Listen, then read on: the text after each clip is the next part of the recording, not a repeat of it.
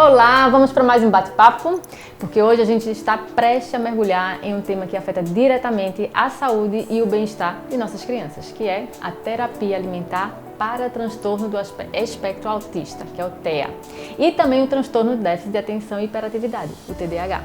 A gente sabe que a alimentação desempenha um papel crucial no desenvolvimento e no dia a dia das crianças, especialmente aquelas que enfrentam desafios como o TEA e o TDAH. Para nos guiar nessa conversa esclarecedora e muito informativa, eu tenho aqui uma convidada excepcional. Eu estou falando da nutricionista e terapeuta alimentar Renata São Marcos, que é pós-graduada em nutrição materno-infantil e especialista em dificuldades alimentares na infância. Renata, seja bem-vinda. Obrigada. Muito obrigada pela tua presença, viu? Eu agradeço. Vamos conversar para a gente ajudar as famílias que estão aí. Vamos.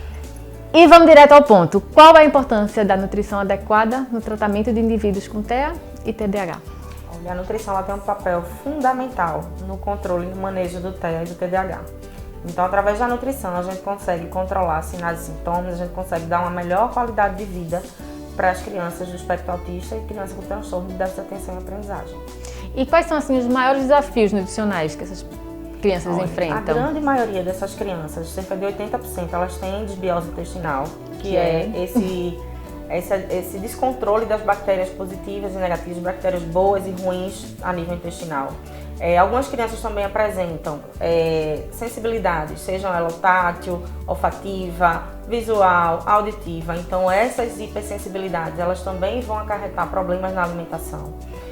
Algumas das crianças apresentam a seletividade, que é decorrente de alguns fatores, e também alergias alimentares. Então, existe um grupo de crianças com TEA e TDAH que tem mais tendência a ter alergias alimentares. E existe alguma dieta específica que colabora nessa? Veja, muito se falou sobre dieta cetogênica, que auxilia nesse processo inflamatório, mas eu acredito na individualidade do paciente. Não existe uma dieta boa para todo autista. Cada autista é único, cada um vai ter um sintoma, uma sintomatologia diferente que precisa ser tratada na sua individualidade. Alguns vão ter alergias, outros não, outros vão ter um quadro inflamatório mais aumentado, outros não, outros têm carências nutricionais importantes que precisam ser suplementadas, outros não. Então varia muito de criança para criança e não existe uma dieta. Então assim, se alguém vender a promessa de uma dieta para autismo, corra, porque isso não existe. Entendi. E tem alguma terapia alimentar que pode ser adaptada para atender as necessidades? Veja, a terapia alimentar em si ela é um tratamento, Então ela vai ser um tratamento para crianças típicas e não típicas. Então a gente vai dar um direcionamento na terapia de acordo com a individualidade da criança também. Então existem graus no autismo, por exemplo, e tem autistas que são verbais, outros não verbais, e a gente vai usar recursos diferentes para poder abordar essas crianças na terapia alimentar. E quais são os nutrientes ou os alimentos que são particularmente benéficos para auxiliar no gerenciamento dos sintomas do TEA e do TDAH? Eu digo que quanto mais natural essa dieta for, melhor. Então, fugir de alimentos industrializados, ultraprocessados, excesso de gorduras, açúcares, isso tudo aumenta a inflamação, que não vai ser bem-vindo para uma criança com autista.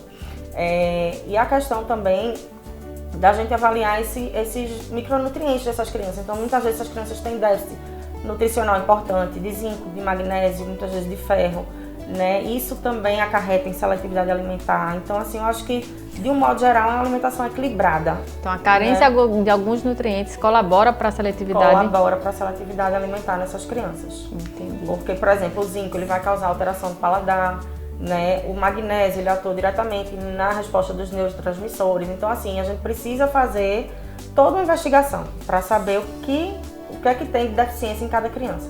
E como é possível a gente lidar com essa sensibilidade alimentar que é comum nas pessoas que têm TEA e TDAH, como, por exemplo, a aversão a certos sabores ou texturas? E isso a gente vai ter que fazer toda uma investigação, Saber as causas dessa aversão. Então, essa causa pode ser multifatorial. Então, ela pode ser uma hipersensibilidade tátil, uma criança que não tolera pegar na comida e por isso não consegue levar o alimento à boca. É uma criança que pode ter uma alergia importante e não consegue comer porque incomoda, porque dói, pode ter uma esofagite presente, e isso também vai dificultar a deglutição. Então existem causas orgânicas, causas comportamentais, né, de crianças que se habituaram a comer determinado alimento e a família, para poder não ir de encontro, terminou mantendo essa dieta por muito tempo e a criança tem uma resistência comportamental importante, por isso também não consegue evoluir na alimentação. Então a gente precisa primeiro descartar as causas, para depois traçar as estratégias para uma terapia mais eficiente. E o que a gente poderia dizer aos pais, né, que pudessem ajudar? Que estratégia a gente pode dizer para eles adotarem? Olha, eu acho que antes de tudo é ter calma, né, porque eu sei que a dificuldade alimentar e a seletividade é algo que mexe com o nosso psicológico. Digo porque sou mãe de um filho com TDAH que também tem seletividade e eu sei quanto isso afeta a nossa vida social e emocional. Mas é ter calma, procurar uma ajuda de um profissional habilitado para tratar a seletividade. Ela tem tratamento, né? Então as crianças podem voltar a se relacionar bem com a alimentação, né? Fazendo todo esse acompanhamento nutricional, muitas vezes psicológico, com a terapeuta ocupacional. Então às vezes uma equipe multi aí, uma fonoaudióloga também é muito importante, dependendo da criança. Então buscar ajuda profissional para tentar ajudar essa criança a ter uma relação mais sadia e feliz com a alimentação. Mas tem solução, né? Tem solução. Né, aquela coisa, se é só um paliativo, a gente ajuda, não. Tem tratamento e tem solução. E tem alguma evidência científica que relaciona o consumo de determinados alimentos ou de alguns nutrientes à melhoria dos sintomas do TEA ou do TDAH? Olha, veja, hoje a gente tem muitos estudos aí que falam da questão do glúten e da caseína, né? Da exclusão dessas proteínas na dieta da criança, e elas vêm auxiliando no controle de algumas estereotipias. Então elas desinflamam, né? Quando a gente tira o glúten e a caseína da dieta da criança, ajuda nessa desinflamação a nível intestinal, que vai ajudar na desinflamação a nível neurológico. Então é uma das intervenções que a gente costuma fazer, mas como eu disse, é um tratamento muito individualizado. Não é algo que a gente vai fazer para todo mundo, porque tem criança que não tem resposta, nenhuma sensibilidade, por exemplo, a caseína, convive tranquilamente com ela. Tem criança que já responde ao glúten, então a gente tem que investigar e tratar de forma individualizada. Entendi, perfeito. E eu acho que a gente já falou aqui bastante coisa, que ajudou bastante, tenho certeza. Então, Renata, eu queria te agradecer mais uma vez aqui tua presença, né, por tua cooperação. Eu agradeço, foi ótimo. Obrigada. Foi muito bom você poder dividir aqui com a gente todo o teu conhecimento. E para agradecer, realmente, esse presente pela tua participação, tá? Obrigada. Bom, e aqui a gente chega ao fim de mais um episódio esclarecedor, como sempre, aqui no Conversando Com.